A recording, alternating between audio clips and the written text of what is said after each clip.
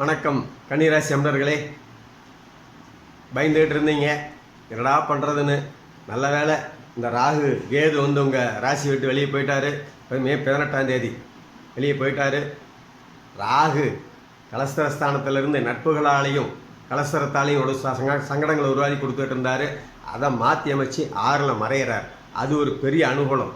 அதோட குரு பார்வை பெறார். என்ன பண்ணுறாரு? குரு பார்வை. இந்த குரு பார்வை என்ன பண்ணும்? உங்களுக்கு ஆச்சரியப்படுத்துகிற விதமான எதிர்பாராத பொருள் வளங்களை, புதையல் யோகமோ இல்லை எதிர்பாராத பொருள்களை கண்டிப்பாக கொடுக்கும். கன்னிராசி அன்பர்களுக்கு, இந்த துலாம் ராசிக்காரர்களுக்கு நடக்கிற அதிர்ஷ்ட யோகத்தை பாதி கன்னிராசிக்காரர்களுக்கும் நடக்கும். ஆகையால் இந்த கன்னிராசி அன்பர்கள் இதை சரியாக பயன்படுத்திக்க, நல்லா பயன்படுத்திக்கிங்க. அந்த உங்களுடைய ராசி அதிபதி புதன் உங்களுக்கு நல்ல அனுகூலமாக இருக்கார்.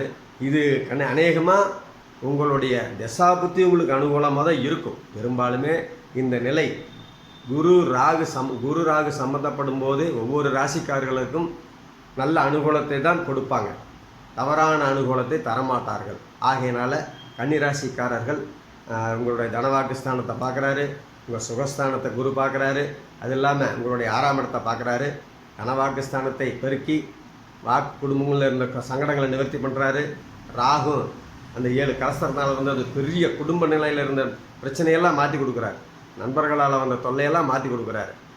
அதே போல் உங்களுடைய 4ஆம் இடத்தை பார்க்கும்போது அம்மாவால் அனுகூலம், அம்மா வகையில் அனுகூலம், அம்மாவுக்கு உடல்நிலை கோளாறுகளோ சங்கடங்களோ இருந்த நிவர்த்தி, நல்ல நல்ல தொடர்புகளை அம்மா வழியில் ஏற்படுத்தி கொடுக்குறார். அம்மாவால் பொருள் வரவு கூட ஆதாயத்தை கொடுப்பாரு. இது ஒரு சில கன்னிராசிக்காரர்களுக்கு நடக்கும். அதே போல் 6ஆம் இடத்தை பார்க்குறாரு.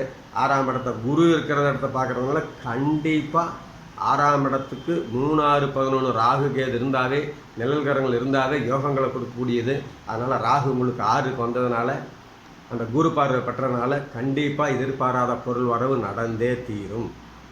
அது எந்த வகையில்? உங்களுடைய நட்பு வகையிலேயே கண்டிப்பாக உங்களுக்கு பெரிய பொருள் வரவு நடந்தே தீரும். ஆகையால் நீங்கள் கன்னிராசிக்காரர்கள் கவலைப்படாமல் இந்த ராகுகேது பயிற்சியை நிம்மதியாக அனுபவியுங்கள். உங்களுக்கு என்னுடைய அன்னை பகவதி அம்மன் நல்ல அருள் புரிவார் என்று ஆசி கூறி வணங்குகிறேன். நன்றி, வணக்கம்.